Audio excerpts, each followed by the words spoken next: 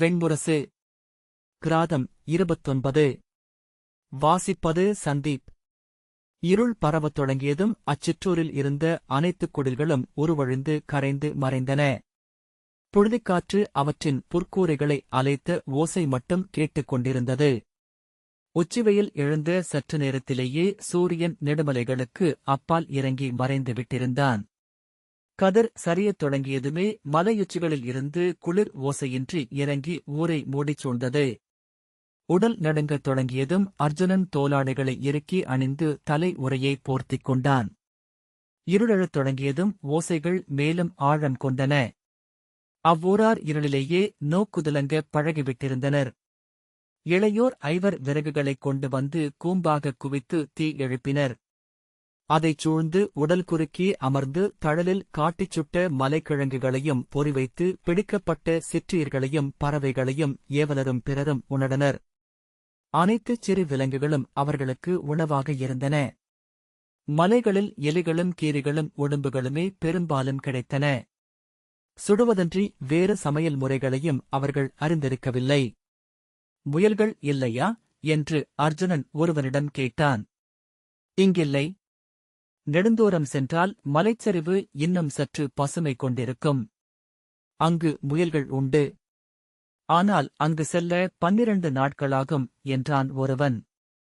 இருள் அடரும் தோறும் குளிரும் கூடி வந்தது. அனைவரும் உடல்களை தோலாடைக்குள் ஒடுக்கிக் கொண்டு நெருப்பை மேலும் மேலும் அணுகி அமர்ந்தனர். குடில்களுக்குள் எவற்றிலும் விளக்குகள் இல்லை. அங்கு இல்லங்களில் விளக்கேற்றும் வழக்கமே இல்லை. குடில்களுக்குள் மதுவும் அகிபீனாவும் மயக்கேற்ற களி கொண்ட வணிகர் குழறிப் பேசியும் வெடித்துச் சிரித்தும் ஓசையிட்டனர். அவர்களுடன் சிரித்தும் கொஞ்சியும் குலவினர் பெண்டிர். அவர்களின் ஆண்களெல்லாம் முற்றத்தில்தான் இருந்தனர். துள்ளும் ஓசையில் விரைந்த சொற்களுடன் பேசிக் கொண்டனர். அவர்கள் வணிகர்களின் வரவால் உளக்கிளர்ச்சி அடைந்திருப்பது தெரிந்தது. அகிபீனா களியை சிறு உருளைகளாக வாயில் அதக்கிக் கொண்டிருந்தனர். மெல்ல மயக்கு கொண்டு நாக்குழறினர். அனல் அவிழ்ந்ததும் அதைச் சூழ்ந்து படுத்து ஒவ்வொருவராக துயிலத் தொடங்கினர். குரட்டை ஓசைகளைக் கேட்டபடி அர்ஜுனன் முழங்காலில் கைகட்டி விண்மீனை நோக்கியபடி அமர்ந்திருந்தான். வான் முழுக்க அதிர்வொளிப்புள்ளிகள் சிரிந்து பரவியிருந்தன. சற்றும் முகில்களே இல்லை என்று அதற்குப் பொருள். ஆனால் மழை உண்டு என்று பிங்கல முதியவர் அழுத்தி பலமுறை கூறியிருந்தார். அவர்களின் குலத்து இளையோர் கூட அதை நம்பவில்லை. வணிகர்கள் அவர் சொன்னதை தட்டவில்லை. மறுநாள் காலை அவரிடம் ஏன் மழை வரவில்லை என்று கேட்டால் என்ன சொல்வார் என்று எண்ணிக்கொண்டான். தெய்வங்கள் பொய்ப்பதில்லை. நாளை என்று தெய்வங்கள் சொன்னது அதற்கு அடுத்த நாளைத்தான் என்று சொல்லக்கூடும். அவரது நம்பிக்கை மாறாது.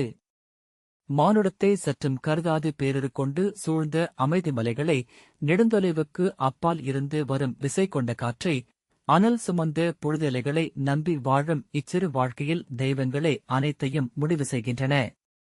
அவற்றை நம்பாமல் வேறு வழியில்லை. அறிய முடியாதவற்றை நம்பி வாழ்வதில் அழகு ஒன்று உள்ளது என்று அவன் நினைத்துக் கொண்டான். அறிதலுக்கான பெருந்தவிப்பிலிருந்து அது விடுதலை. அறிய விழைப்பவர்கள் வாழுமிடத்திலிருந்து சென்று கொண்டே இருக்கிறார்கள். சித்தம் அமைந்த இடத்திலிருந்து மீண்டும் மீண்டும் மேலும் மேலும் என நகர்ந்து கொண்டே இருக்கிறது. நம்பிக்கையே நிலைக்க வைக்கிறது. அமையச் செய்கிறது. பிரிதிலாது துய்க்க வைக்கிறது. எஞ்சாது கடந்து போகச் சொல்கிறது. விண்மீன்களை அவன் விழியிமைக்காமல் நோக்கிக் கொண்டிருந்தான். அவற்றின் நடுக்கம் கூடி வருவது போல தோன்றியது. கண்காணா சரடொன்றில் தொற்றியபடி அவை இறங்கி இறங்கி மிக அருகே வருவது போலிருந்தது. பின்பு அவன் தன் கனவுக்குள் விண்மீன்களை நோக்கிக் கொண்டிருந்தான். விண்மீன்கள் அவனைச் சுற்றி அதிர்ந்து கொண்டிருந்தன. கை நீட்டினால் ஒவ்வொரு விண்மீனையாக பற்றி எடுத்து விழிமுன் கொண்டு வந்து உறுத்து நோக்கலாம் என்பது போல 7 விண்மீன்கள் அதிர்வதை அவன் கேட்டான். அதிர்வதை எப்படி கேட்க முடியும் என்று அவன் சித்தம் வியந்தபோது அது தவளைக் குரல் என்று தெளிந்தான். தவளைக் குரலா? கங்கைக் கரையிலா இருக்கிறோம்? புரவியை எங்கு கட்டினோம்? கங்கைப் பெருக்கிலிருந்து வந்த குளிர்காற்று அவன் உடலை நடுங்க வைத்தது. ஆடையை எடுக்க கை நீட்டி அவ்வசைவிலேயே விழித்துக் கொண்டு எழுந்து அமர்ந்தபோது தொலைவிலிருந்து வந்து அரைந்து இரு குடில்களுக்கு இடையே பீரிட்டு வந்த காற்றில் அனல் உயிர்கொண்டு சீறிக்கொண்டிருந்தது. செம்பொறிகள் எழுந்து மருதிசை நோக்கி பெருகிச் சென்றன. குடில்களின் கூரைகள் எழுந்து படபடத்தன. தவளைக் குரல்களை அவன் தெளிவாகக் கேட்டான்.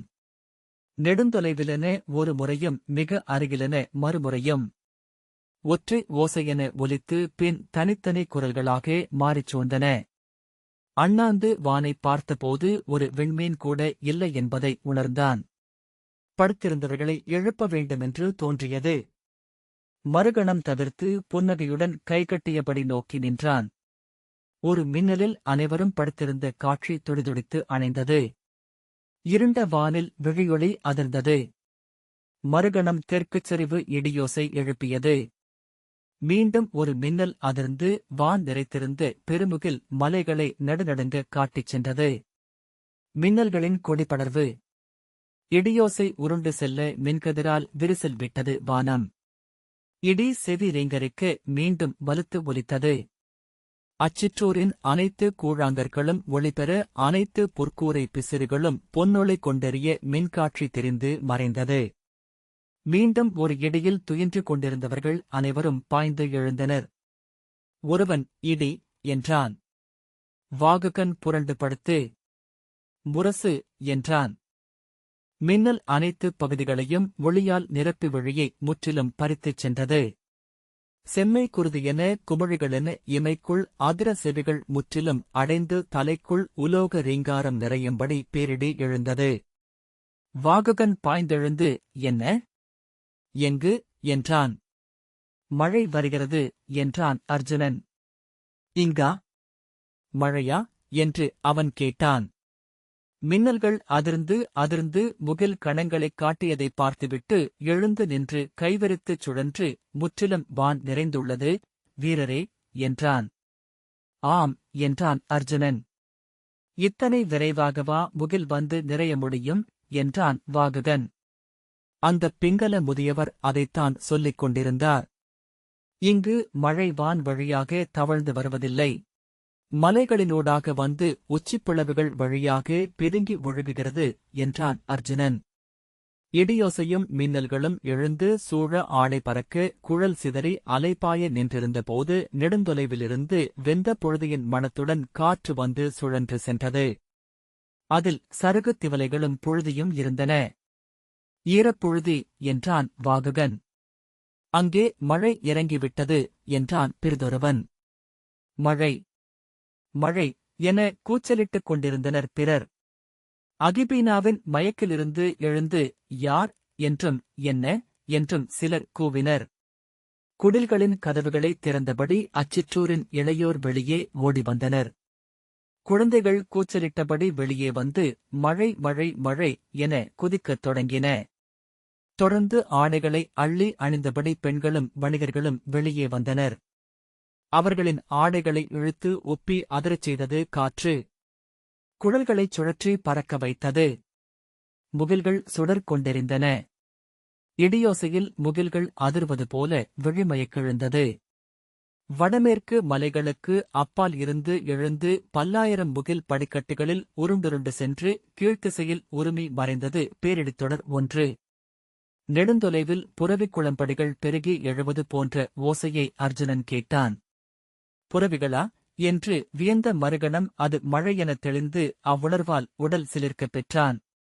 மறுகணம் பேரோசையுடன் நிலம் அரைந்து அணுகி ஊரை முழுக்க மூடி கடந்து சென்றது மழை. ஓரிரு கணங்களிலேயே அங்கிருந்த அனைவரும் முழுமையாக நனைந்துவிட்டனர். இளைஞன் ஒருவன் இரு கைகளையும் விரித்து தொண்டை அதிரும் கூச்சலுடன் ஓடிச் சுழன்றான். உடனே அங்கிருந்த இளையோரும் பெண்களும் கைகளை விரித்தபடி கூவி ஆர்ப்பரித்து மழையில் சுழன்றாடினர். ஒருவரையொருவர் தழுவியும் சிறுமைந்தரை தூக்கி எறிந்து பற்றியும் களியாடினர். கரைந்து விழுந்தோடிய மென்பொழுதியின் சேற்றில் விழுந்து புரண்டனர். சேற்றை அள்ளி ஒருவரை ஒருவர் அடித்துக் கொண்டனர். மழை அவர்களின் களியாட்டைதான் வாங்கிக் கொண்டது போல காற்றுடன் கலந்து சுழன்று சுழன்று அடித்தது. வெறி ஒவ்வொரு கணமும் ஏற அவர்கள் கூத்தாடினர். மெல்ல ஒவ்வொருவரும் தனித்தனியாக தங்களுக்குள் எதையோ முனகலாக பாடியபடி கைகளை விரித்து தள்ளாடும் கால்களுடன் மெல்ல சுழன்றனர்.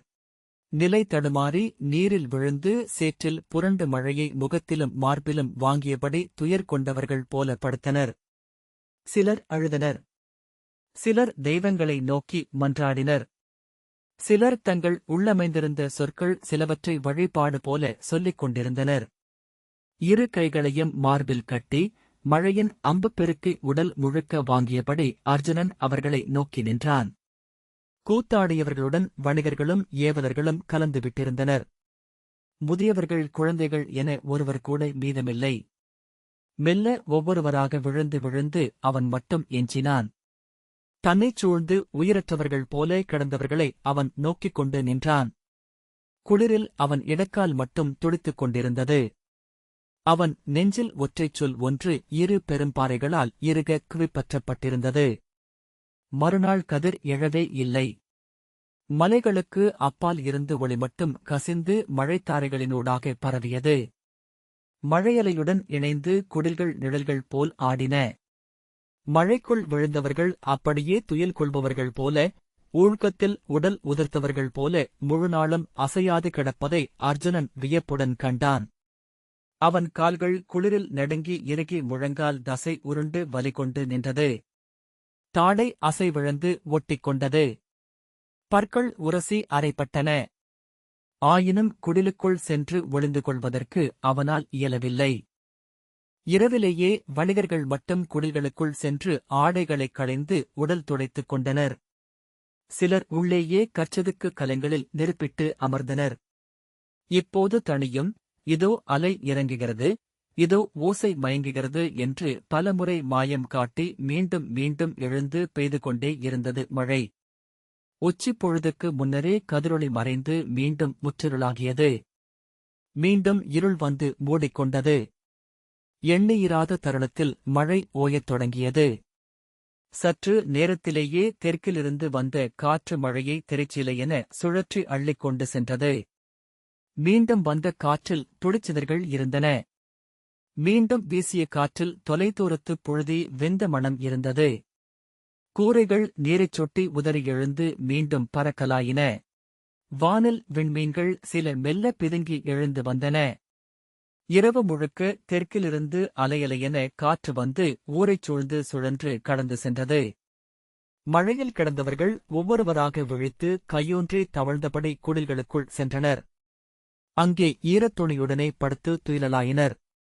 சிலர் மண்ணில் முகம் புதைத்து நெஞ்சுவிழுந்தவர்கள் போல அழுதபடி ஏதோ முனகினர். சிலர் கைகூப்பியபடி மல்லாந்து கிடந்து அரற்றிக் கொண்டிருந்தனர். அர்ஜுனன் அருகிருந்து குடிலொன்றுக்குள் நுழைந்து தன் தோலாடையை அகற்றி மரவுரி அணிந்து கொண்டான். குடில் நடுவே இரும்பு யானத்தில் அனல் வைத்து அதைச் சூழ்ந்து வணிகர்கள் அமர்ந்திருந்தனர். ஒருவன் சற்று இடம் விட்டு, அமருங்கள் வீரரே என்றான். அர்ஜுனன் அமர்ந்து கைகளை அனல் மேல் நீட்டி அவ்வெம்மையை உடல் முழுக்க வாங்கி நிரப்பிக் கொண்டான். குருதியில் வெம்மை படர்ந்து செல்லச் செல்ல அவன் உடல் சிலிர்த்தபடியே இருந்தது. குளிருக்கு வெம்மையையும் வெம்மையில் குளிரையும் உணர்வது போல் உடல் அறியும் பேரின்பம் பிறிதில்லை என்று அவன் எண்ணிக்கொண்டான். உடல் அறியும் இன்பதுன்பங்களே புறவயமானவை, மறுக்க முடியாதவை. ஆகவே அவை மட்டுமே இன்பங்களும் துன்பங்களும். பிற அனைத்தும் உளமயக்குகள். அகிபீனா இழுத்தால் என்ன? வேண்டியதில்லை, இப்போதே சித்தம் பித்துக் கொண்டிருக்கிறது. மழை மனிதர்களை பித்தாக்க முடியுமா? முடியும். அதற்கு 11 மாதம் அனலில் காய வேண்டும். வெந்து உருக வேண்டும். மழை இன்னும் பெய்கிறதா? இல்லை, இது காற்று.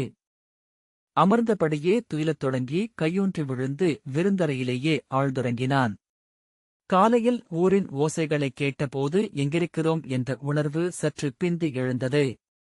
தொடர்பயணங்களில் இட உணர்வு முற்றிலும் அகன்று விட்டிருந்தமையால் அவன் அப்போது மிதிலையின் உணவு விடுதி ஒன்றில் துயின்று கொண்டிருப்பதாக உணர்ந்தான். விழித்துக் கொண்டு தன்னைச் சுற்றி எவரும் இல்லை என்று கண்டபின் ஆடை திருத்தி எழுந்து நின்றான். குனிந்து குடில் வாயில் வழியாக வெளியே வந்தபோது அங்கு மழை பொழிந்ததன் எந்தத் தடயமும் எஞ்சியிருக்கவில்லை என்று கண்டான். தரையின் ஈரங்கூட காய்ந்து விட்டிருந்தது. அங்கு வந்தபோது எழுந்து பறந்து கொண்டிருந்த புழுதி பல்லாயிரம் கால்தடங்களும் குளம்புத் தடங்களுமாக படிந்திருப்பதைக் கொண்டே பெய்து நனைந்த மழையை நினைவுகூர முடிந்தது. வான் நிரப்பிச் சென்று கொண்டிருந்த காற்றில் நீர்த்துளிகள் இல்லை, ஆனால் நீர் என அது மணத்தது. ஏவலர்கள் பொதிகளைப் பிரித்து அத்திரிகளின் முதுகில் கட்டிக் கொண்டிருந்தார்கள். ஓய்வும் உணவும் கொண்டு புத்துயிர் பெற்றிருந்த அத்திரிகள் கழுத்து மணியை அசைத்தபடி கடிவாளத்தை மென்று காதுகளைத் திருப்பி ஓசைகளைக் கூர்ந்தன. ஒற்றைக்கால் தூக்கி 3 காலில் நின்றன. அவற்றின் வால் சுழற்சிகளும் செருக்கடிப்பொலிகளும் பசுஞ்சாண மணமும் சிறுநீர் வீச்சமும் குடில் சூழ்ந்த அந்நடுமுற்றத்தில் நிறைந்திருந்தன. நாம் கிளம்புகிறோம் வீரரே என்றான் வாககன். நம் வரவு இவர்களுக்கு நல்லூழை கொணர்ந்தது என்று சொல்கிறார்கள் அர்ஜுனன். இவர்கள் வேளாண்மை செய்வதுண்டா என்றான். இங்கு அவ்வாறு எதையும் செய்ய முடியாது. இங்குள்ள புழுதியும் காற்றும் அப்படிப்பட்டவை. இந்த மழை இவர்களின் முட்காடுகளை தளிர்க்கச் செய்யும். அதை உண்ணும் சிற்றுயிர்கள் பெருகும். இன்னும் பல மாதங்களுக்கு இங்கு ஊனுயிர்களுக்கு குறைவிருக்காது. இவர்கள் இவ்வழி செல்லும் வணிகர்களையும் அவ்வப்போது பெய்யும் மழையையும் நம்பி வாழ்பவர்கள். ஊரே அமைதியாக இருப்பதைக் கண்டு அவர்கள் எங்கே என்று அர்ஜுனன் கேட்டான். கருணர், மழை பெய்துவிட்டதால் அவர்கள் பொழுதை வீணடிக்க விரும்பவில்லை. இது ஈசல்கள் எழும் பொழுது. அவர்களுக்கு இது அறுவடைக்காலம் போல. வெயிலில் உலரச் செய்து பானைகளில் நிறைத்து மூடியை களிமண் கொண்டு பொருத்தி காற்றிலாது மூடி புதைத்து வைத்தால் 4 மாதம் வரை இருக்கும். ஈசல் வலைகளுடன் விடுவதற்குள்ளாகவே அனைவரும் காடுகளுக்குள் சென்றுவிட்டார்கள் என்றார். அர்ஜுனன் முகம் கழுவி வாககன் அளித்த ஊன் உணவை உண்டு புறப்படுவதற்கு சித்தமாக வில்லுடன் வந்து நின்றான். வருணனை வணங்கி கிளம்புவோம். அழியிலா பெரும்பாலையை இம்முறை எளிதில் கடப்போம் என்று எண்ணுகிறோம் என்று கருணர் சொன்னார். வருணன் சினம் கொண்டவன். அவன் அழி பாலை மழை போல இனியது என்றார் ஒரு வணிகர். அவர்கள் ஊர் மூலையில் அமைந்திருந்த வருணனின் சிறு பதிட்டை நோக்கிச் சென்றனர். புலரைக்கு முன்பாகவே ஊனுணவையும் காட்டு மலர்களையும் வருணனுக்குப் படைத்து பூசனை செய்திருந்தனர் ஊர்மக்கள். அவர்கள் வருணனை வணங்கினர். வருணன் காலடியில் இருந்த சிறு கிண்ணத்தில் இருந்து செம்மண் எடுத்து நெற்றியில் அணிந்து அருள் பெற்றனர். அர்ஜுனன் அந்தக் கல்லில் விழித்த விழிகளை நோக்கினான். முந்தைய நாளின் இடிமின்னலும் மழைக்குளிரும் நினைவில் எழுந்தமைந்தன. கிளம்புவோம் என்றார் வணிகத் தலைவர். ஊருக்கு புறம் காட்டாமல் பின்காலடி எடுத்து வைத்து வாயிலினூடாக 7 சுவடுகள் பின் சென்று குனிந்து தரை தொட்டு சென்னி சூடி வணங்கி அவர் திரும்பி நடக்க அத்திரிகளும் ஏவலருமாக வணிகர் குழு அவர்களைத் தொடர்ந்து சென்றது.